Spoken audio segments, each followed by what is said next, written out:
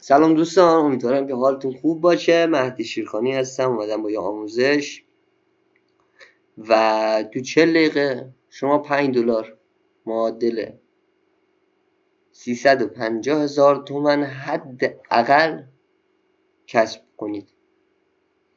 40 دقیقه آموزش هم نیست، 35 دقیقه، 36 دقیقه آموزش، 350,000 تومان که اونم دست خودتونه. میتونی بیشتر بگیری، میتونی کمتر بگیری، هر چی کرمته. خب دوستان، من یه مدتی بود یوتیوب رو نگاه میکردم و احساس کردم که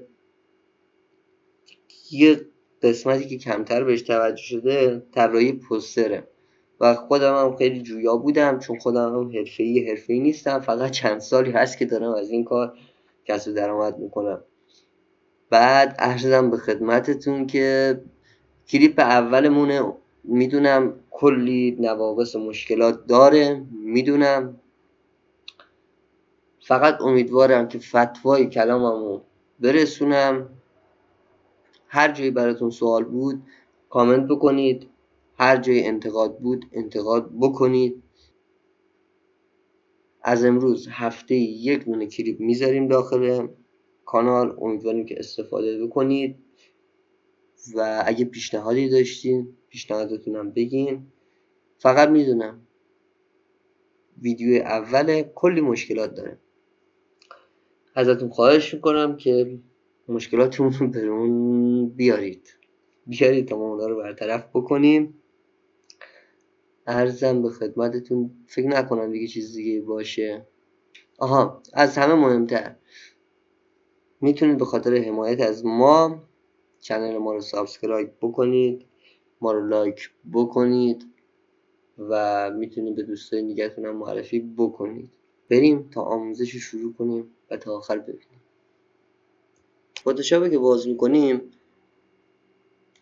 یه پنجره‌ای بر ما میاد که یکیش نوشته نیو فایل، یکیش نوشته اوپن و بعدیش هومه. ما روی نیو فایل میزنیم و میخوایم یه کادری برای خودمون انتخاب بکنیم. بعد از انتخابمون میزنیم روی تنظیماتی که همین چیزی که من میگم اگه شما قرار بدین خیلی بهتره. اولیش میذاریم 1080، تنظیماتش روی پیکسل باشه حتما، و بعدیش میذاریم 1920. فقط توجه داشته باشین تنظیمات همین چیزی که من میگم باشه تا خروجی بهتری داشته باشیم. وارد میکنیم 1920 و ریزولوشنش هم میذاریم روی 96. دیگه با بقیه تنظیمات کاری نداریم و تمام. همچین کادری برای ما باز میشه، ما میتونیم زدو بزنیم و اون قسمتی که خب الان ما میایم چیکار میکنیم؟ آقا یه دونه 5 زلی میکشیم. 5 زلی رو ما میتونیم از این قسمت بزرگ کوچیک بکنیم. توی این از این ابزار ما میتونیم تعداد زلاشو بیشتر و کمتر بکنیم و از این قسمت شما میتونید آقا حاشیه دورش رو شکلی سر بکنیم و به قول گفتنی کمترش بکنیم. 5 زلیمون رو بالا قرار میدیم.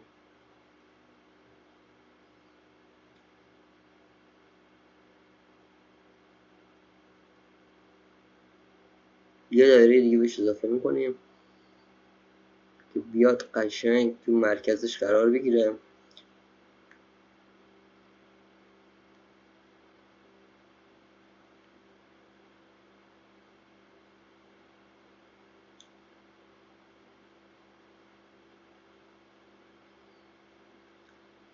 خب یه خورده سایزش نیاز داریم تغییر بکنه، سایزش تغییر میدیم. یه مقداری بیشتر، دوباره خیلی زیاد شد، یه مقداری کمتر میکنیم چون میخوام قشنگ پایینش باشه، یه حالت سایه طوری دارش، یه هلالی دورش بیفته بهتر باشه. خب بعد میایم پایین تر، اینجا ما میتونیم رنگش از این قسمت هم تغییر بدیم. اگه روی اون فول بزنی کل دایرتون یک رنگ میشه و با این قسمت درجه میتونی شما زاویه دورش رو بیشتر بکنید و کمتر بکنید.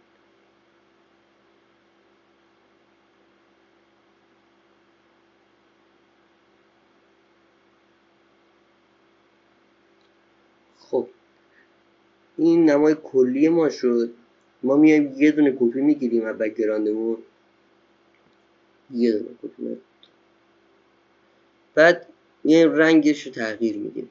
دو بار دبل کلیک بکنیم همچین پنجره‌ای برای ما وا میشه، ما میتونیم اینجا تغییر رنگ داشته باشیم و روی گرادیان میتونیم بزنیم که اینجا آقا گرادیان‌های مختلفی داره، هر کدوم که شما باب سلیقه خودتون بود میتونه انتخاب بکنید. میتونید اضافه هم بکنید بچه‌ها به اینجا، اما میتونید از اینا هم استفاده بکنید که تو هر فولدری یه سری تم رنگی خاصی داره و ما میام از بین اینجا یکی رو باید انتخاب بکنیم بذار یه مقدار یخی داشته باشه بهتره مثلا. بعد شما اگه توجه بکنید توی این مربع بغل میتونید ببینید که آقا این حاله هایی که تشکیل میشه به چه صورتی میفته توی بک‌گراندتون و از اونجا قابل تغییره. شما میتونید بزرگترش بکنید، کوچیکترش بکنید، حجیم‌تر باشه و نازکتر باشه. اون دیگه سلیقه‌ایه دیگه، خودتون میدونید، بستگی داره دیگه به خودتون چی دوست داشته باشین. خب توی این بخش ما میخوایم یه سایه ریز بنویسیم روی بک‌گراندمون، یه مقدار طرح مثل هایلایت میمونه، هایلایت. بعد دیگه چیکار بکنیم؟ مرتبش بکنیم بچه‌ها. فایلی که مورد نظرمون هست سلکت میکنیم، هر تعدادی که باشه بعد کنترل جی میزنیم تا اون یه فولدر تبدیل میشه که ما مثلا این فولدر میتونیم بذاریم مثلا بک 1. ما بقیه اونای دیگر هم کادراشو میذاریم و که میذاریم کاور 2 مثلا، که فولدر هرچی اسم دوست داریم بذاریم. خب یه مقداری از اینجا این دایره یه مقداری دو چشم اذیت میکنه، این درسته شو کنم.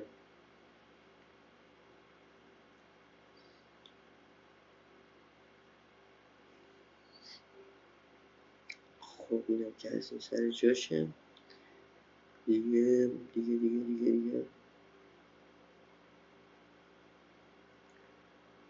بچه شما میتونید این چشمیه بغلش کم و زیاد که قطع و وصل بکنید، میتونید آقا اون فایل از بین میره نمیبینه، وقتی بزنید فعالش بکنید دوباره میاد سر جاش.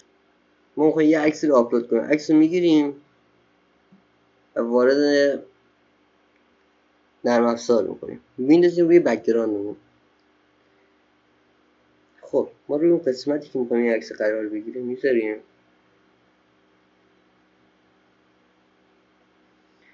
یه مقدار این باشه، به نظرم بزرگترش هم بکنیم بهتر بشه، جایگیری مناسبی داشته باشه اول.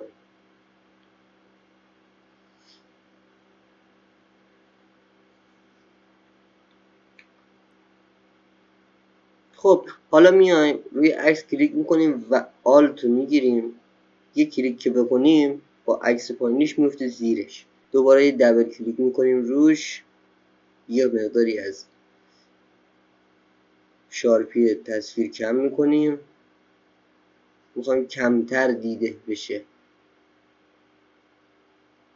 و میایم رنگ کادر پشتش هم تغییر میدیم، موقتی. بچه اینا همه موقتیه، آخر کار همش درست میشه دوباره. فقط میخوایم این کاور کار داشته باشیم ببینیم تا آخر کار دوباره اصلاحیه بزنیم روش. خب این بخشم شما میتونی آقا حاشیه بدی دورش، سلیقه‌ایه اینا، سلیقه‌ای. آره اینا هم سلیقه‌ای. حاشیه میدیم یا مقداری کمی به خاطر اینکه یه حالت سایه بیفته و بک‌گراند جدا بشه اون قسمت.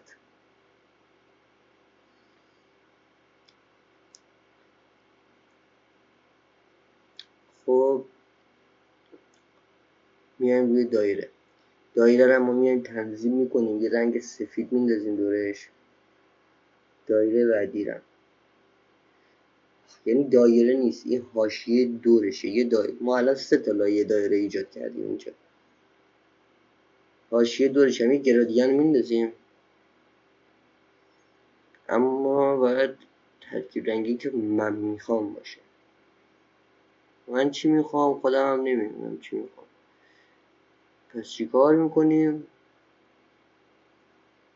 تغییر بدیم ببینیم کدوم بهتره.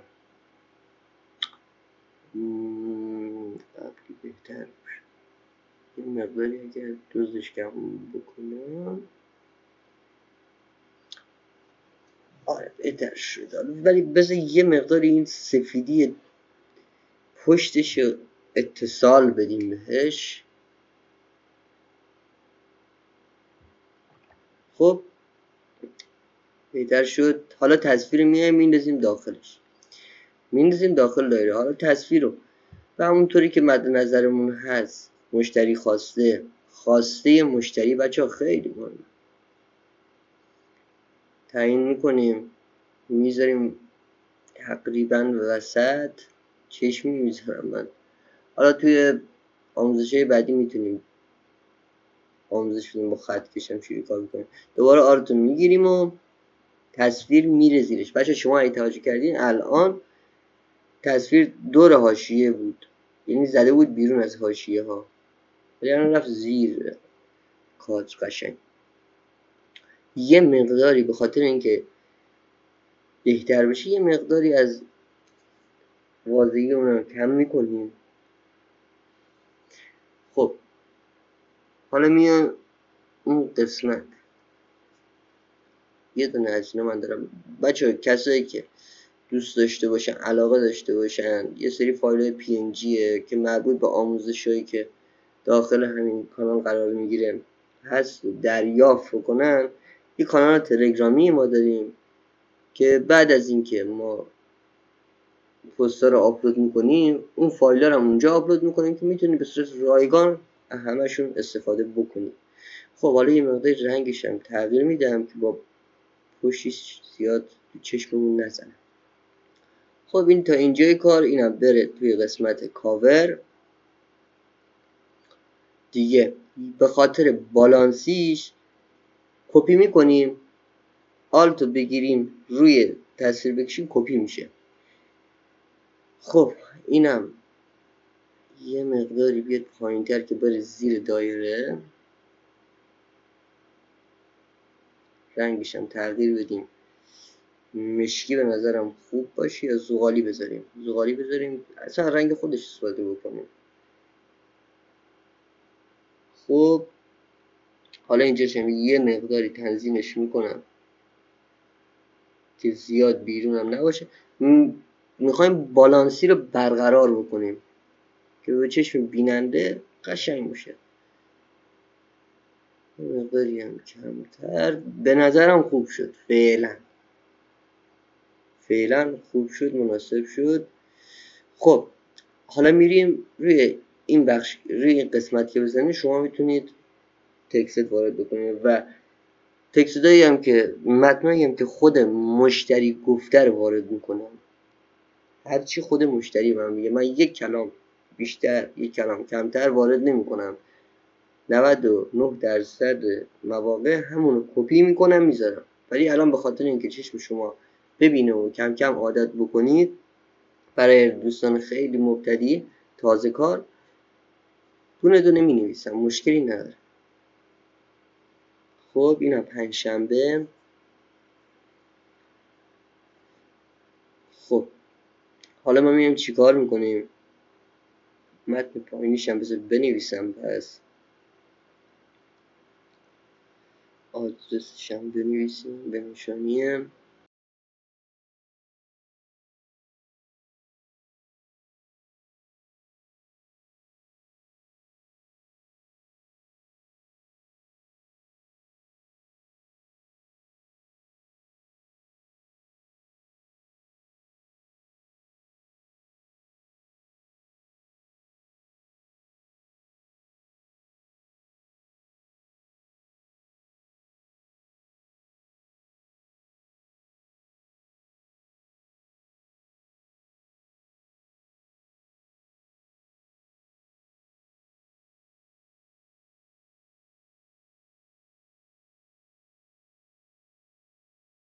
خب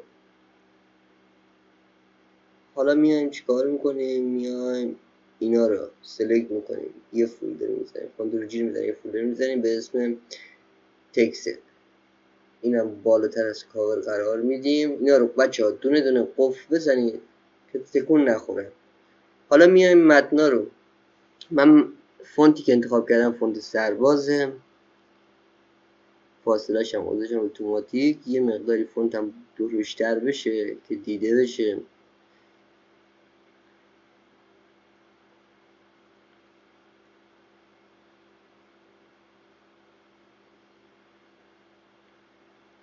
اندازه فونتتون رو همه رو به یه اندازه بذارید. اگه میخوان توی یه ردیفی باشه شما نگاه کنید توی یه اندازه.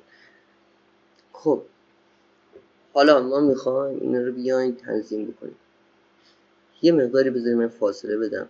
بچه شیفت با جی رو بگیرین فاصله میده به حروفتون، فاصله ایجاد میکنه براشون، طویل ترش میکنه، نمیدونم کشش میده، فاصله یه چیز دیگه منش. خب اینم بیاریم یه خورده پایین تر، پنجشنبه بیفته وسط بهتره به نظر. خب حالا میایم از قسمت این ابزارا میایم یه خط میخوایم رسم بکنیم. اگه خط رو همینطوری بکشیم خط صافی ما نداریم. به خاطر اینکه خط صافی داشته باشیم شیفت رو میگیریم و خطمون رو میکشیم. شما میبینید مستقیم میاد از روی همین به اندازه همین یه دونه کپی هم بزنیم و اندازش هم خوبه تراز رو. خب حالا متنا رو فاصله‌اش باشه. خب حالا میخوایم بچه‌ها اینجا سایزش رو تغییر میدیم. با این قسمت این اهرم شما کم و زیاد بکنید سایزش تغییر میکنه. میتونیدم داخلش یادداشت بکنید که من بزنم اندازش 4 باشه به نظرم مناسبه.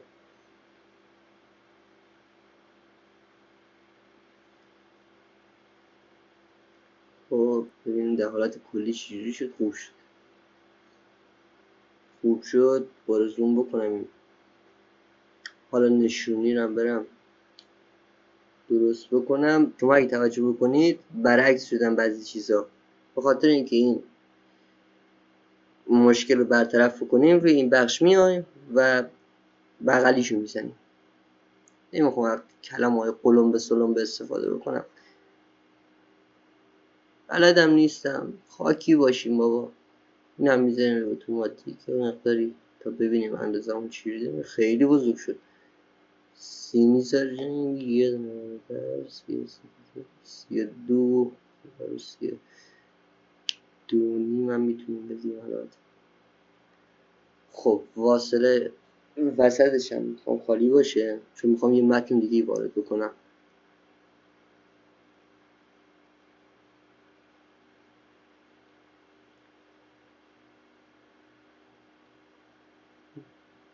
ببینم خوب شد. خوب شد. خب دوباره میام توی این قسمت ابزارا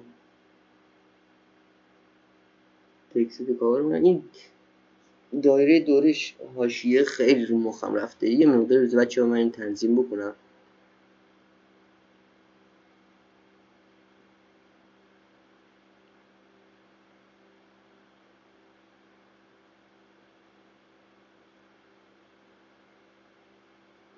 خب این قسمت هم پار بکنم. خب بچه به خاطر اینکه توجه بکنی یه مقداری این مربع های مستطیلی که ما کشیدیم نقطه نقطه‌ای اومده داخل کار. ما میتونیم ای رو بزنیم و پاک کن بشه و اون قسمت رو پاک بکنیم. خب دیگه من اینو قفل بکنم برم تو تکستم. میام از توی این قسمت ابزارا مستطیل رو انتخاب میکنم و یه مستطیل وسط این دوتا متنام میکشم. برای چی؟ برای اینکه مشتری خواسته، برای اینکه کارفرمای ما همچین چیزی خواسته. یه مقداری هم دورشو کم میکنم. حاشیه‌اش که نوکش تیز نباشه و به صورت استوانه باشه. تقریبا میام وسط میذارم. خب حالا ما اینو برداریم، رنگش رو تغییر بدیم، میشه یه مقداری تیره تر، یه حاشیه‌ای هم دورش بذاریم.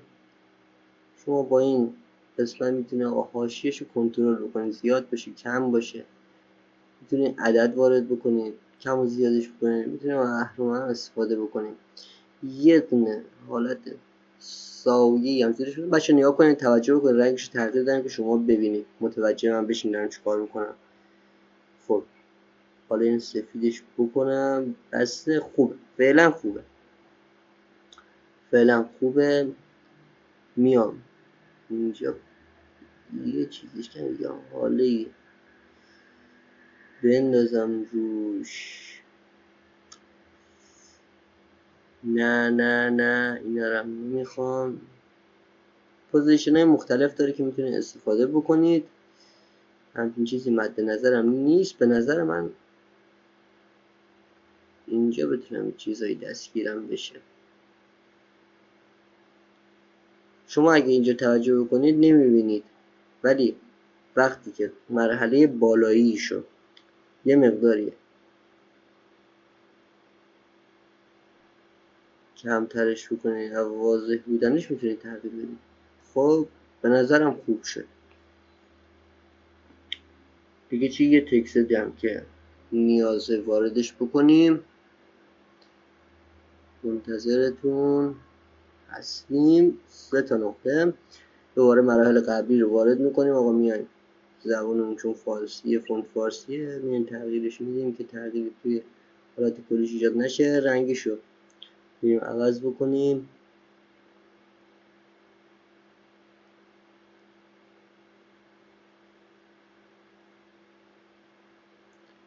زودتر بشه بهتر.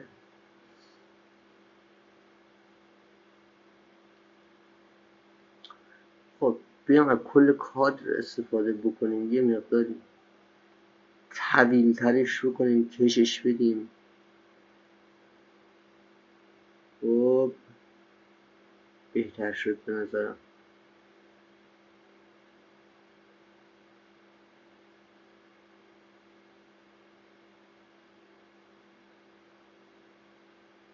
اینم چشمی درست کنیم و بریم فونتش رو مقداری دستخوش تغییرات بکنیم. یه سایه‌ای بندازیم روش، زرد رنگ بشه.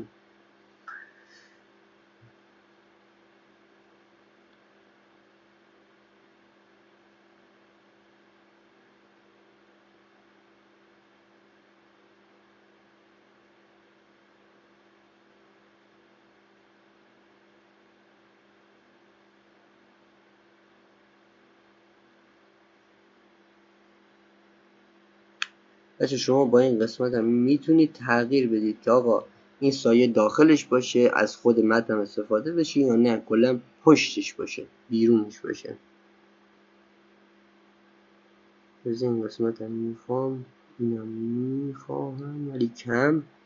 خب یه زومش میکنیم، نگاه میکنیم، میذاریم وسط.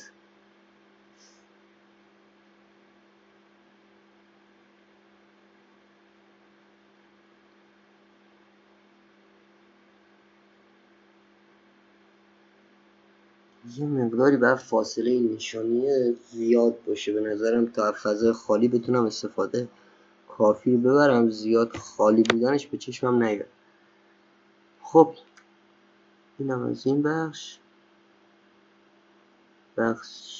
تکست هم میبریم. بک‌گراند کاور رو من باز بکنم.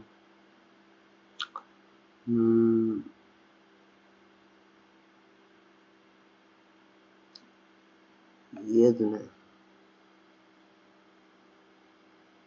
از این کار پینجونم بنزم داخلش، اما کجا بذارم؟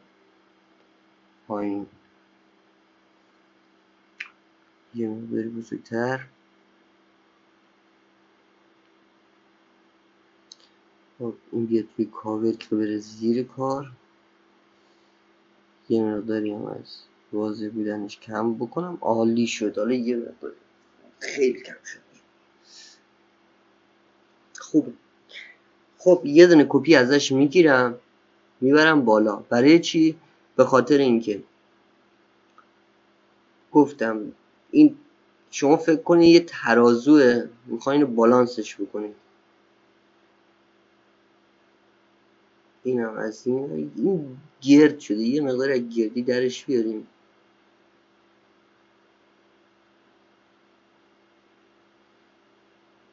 هلال بشه بهتر شد. بازم گرده ولی بهتر شد.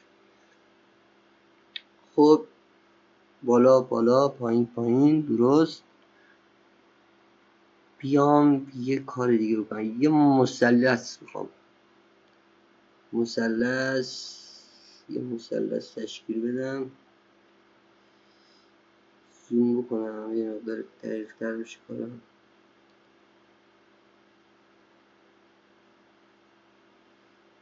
خب روش اونور باشه، یه مقداری هم باریک تر باشه. رنگش هم تغییر بدم بذارم مشکی. جاش چطوره؟ نه خوبه. بهتر شد. دوباره این قسمت هم یه دونه به علاوه میذارم. آقا میخوام کادرم رو یه خورده شلوغ بکنم اما درست. یه دونه به علاوه میذارم با چیزای ساده. یه به علاوه میذارم اما اینجا یه حاشیه ریز بهش میدم. یه حاشیه ریز یه خورده خوبه. از این کپی میگیرم مثلث میذارم بالا، ولی نه به همون اندازه. اما میخوام رنگشو تغییر بدم. اینجا سفید میذارم. بالا میشه پایین سفید، یه مقداری پایین تر. خوبه. حالا از این به علاوه هم یه دونه کپی. بچه‌ها نگاه کنید، شما میخواین بذارین اون جایی که دقیق هست نمیتونید بذاری. بعضی وقتا اینطوری میشه هی بالا پایین میشه. فقط کافی یه مقداری زوم بکنید، شما میتونید قشنگ اون به هر جای دلتون میخواد بذارید. خب سفید بذارم اما حاشیه‌شو یه مقداری پررنگ‌تر بذارم. نه خیلی تغییر داشت، یه مقداری بهتر شد. خیلی کم، خیلی پهن شد. دوباره خیلی پهن شد. اینو کمترش میکنم میذارم روی یک کوچولو هم میچربونم. خوب، عالی عالی. حالا ببینم. خب بچه اگه بخوایم رنگ بک‌گراند زیرش تغییر بدیم، زیر کاور تغییر بدیم، توی این بخش بریم میبینیم کل تصویر اون محو میشه. پس ما بریم این قسمت که آقا رنگ‌های مختلفی داره اینجا میتونه استفاده بکنید. اون تنظیماتش هم نمیخواد بریم که گرادیان و چیزای دیگه هم بخواید داخل همینجا هست. ما میایم همین گرادیان معمولی استفاده کنیم. یه مقداری مشکیش خوبه اما میخوام یه خورده نه چیز جالبی در نمیاد. مقدار تیره تر بشه. خوب بهتر شد. حالا میکشم جلوتر چون فضای مشکیشو بیشتر به دلم میشینه. بچه سلیقه‌ایه اینا بنا به سلیقه خودتونه. نه با حتما همین چیزی که من میگم. نه بابا هر کاری عشقت میکشه بکن. خب اینم اوکی. احساس میکنم یه مقداری کارم بایستیم بچه ها. کاور اینا رو من بزنم ببرم یه دونه فولدر جدا. حالا بیام بخش کاور بک‌گراند کار داشتم. بک‌گراندم هم یه مقداری تغییر بدم. بچه نگاه بکنید، شما میتونید روی این گزینه که بزنید رنگا تغییر بکنن و وقتی که میخواین دو طرف کار یکی باشه شما میتونید کد رنگش رو کپی بکنید که اون پایین نوشته کد رنگ رو. خب این کد رنگ بعدی حالا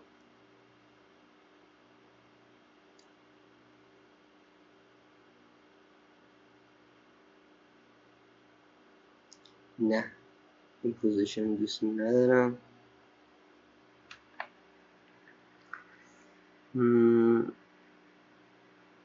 نه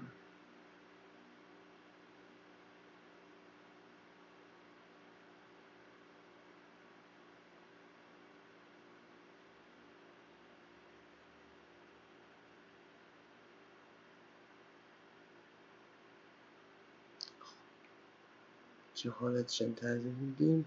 یه مقداری از این کم بکنم،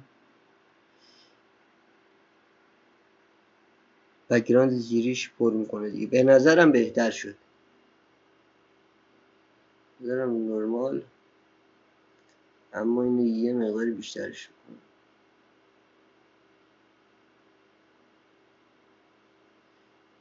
رنگ اینم یه مقدار سفیدتر بکنم که آقا با پشتش درست بشه.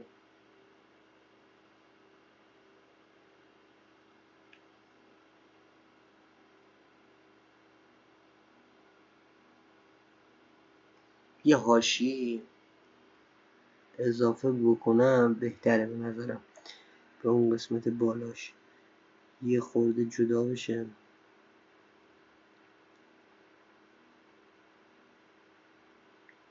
میبینید دیگه بچه ها، نیا کنید رنگش تغییر میکنه اون پشتش. داری من یه مقدار زیادش بکنم،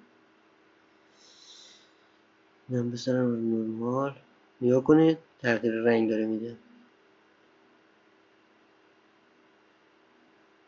یه سال خب اینم که از این. ولی تو متن اصلیش اینجا رو ببندم، تو بخش تکست برم نویسیم افتتاحیه.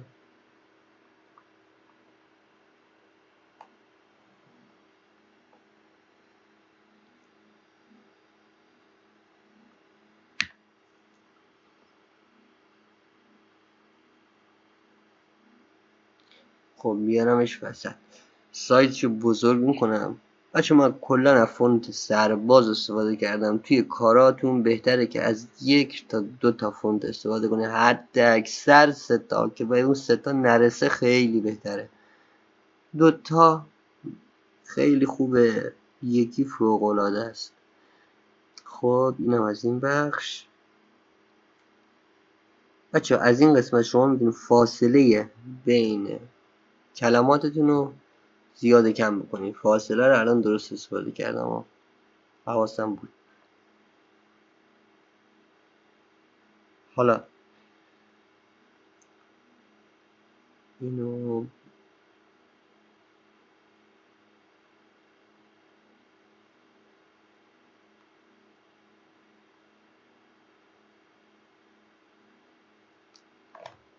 میبینید دیگه تغییرات رو شما میتونید درشتر بکنید، همون تصویری که بهتون داده رو این کمتر کنید. بچه خودتونم میتونید بهش تصویر اضافه بکنید. اینجا رو دیگه میبینید توضیح ندم چون قبلا توضیح دادم براتون. توضیح هم که چه عرض کنم نمیدادم سنگین تر بود.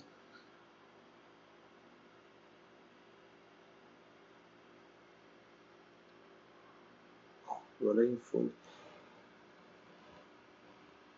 3 تا از این میخوام پشت سر هم رگواری استفاده بکنم.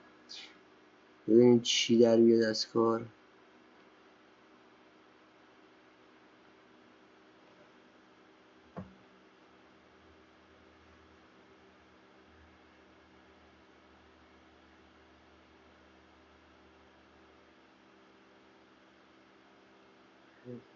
درشترش 13 15 اینجا 13 رو بکنم، اینجا رو بکنم 15. یه دونه سیاه خوشگل.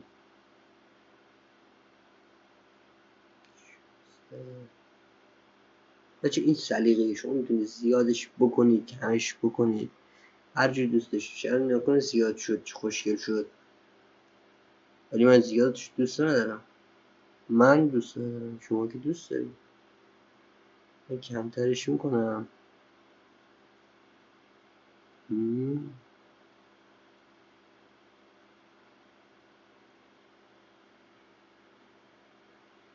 اینم نورمال میذارم یه جدا بشه. تمام، اینم تمام. حالا من یه مقداری بین اینا رو طویل تر بکنم. بچه هر جای کارتون به مشکل خورد، ناجی ما بعد خدا کنترل زده، کنترل زد بزنید به حالت قبلی برمیگرده. تمام. یه بررسی کلی بکنم اینجا، مقداری روشن‌تر بشه بهتر نیست؟ بهتره دیگه.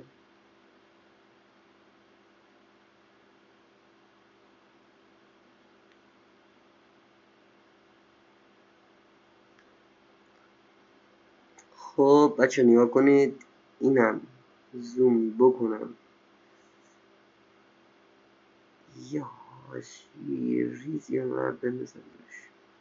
خب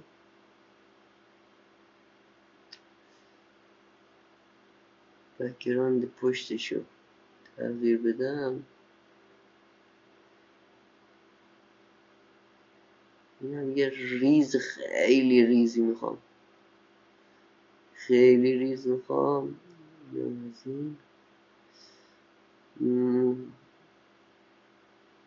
حالا بریم بچه میخوام اکسپورت خروجی بگیریم، روی بخش اکسپورت میزنیم و اینجا هم جی پی جی اینم فولش بکنم که کیفیتش به حساب بالا بشه و اسم فایلی که میخوایم وارد میکنیم استوری. تمام.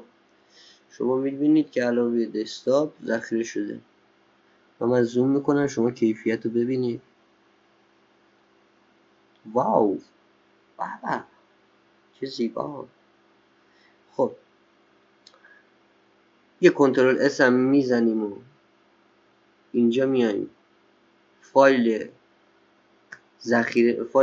پی اس مون ذخیره میکنیم که احیانا اگه مشتریمون کارفرمامون یاد بگیریم مشتری چیه، کارفرمامون چیزی خواست تغییرش بدیم. دوستان امیدوارم که از این آموزش استفاده کافی رو داشت. میدونم که کلی مشکل بود، کلی توپق بود، هرچی بود و شما بزرگی خودتون ببخشید. اولین ویدیو ما بود.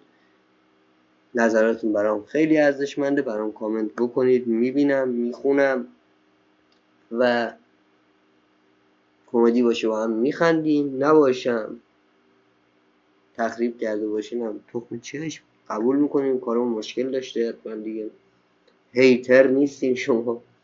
آقا شما عزیزای منی، امیدوارم که بتونید استفاده بکنید. حالا همین کار رو بخوایم بفروشین، قیمت گذاری بکنید، از این کار حداقل کم کمش 300 تومن تا 700 تومن راحت میتونستین از این کار در بیارید. امیدوارم چیزی که بلد بودم و تا حد امکان بهتون رسونده باشم. خیلی دوستون دارم. ما از این به هفته یه دونه کلیپ میذاریم براتون. اگر استقبال بیشتر باشه خب قاعدتا ما هم از اون ور بیشترش میکنیم ویدیومونو. خیلی دوستون دارم. مراقب خودتون باشید. دلتون خوش، تنتون سلامت، جیباتون پر از پول، اوقات به کامتون.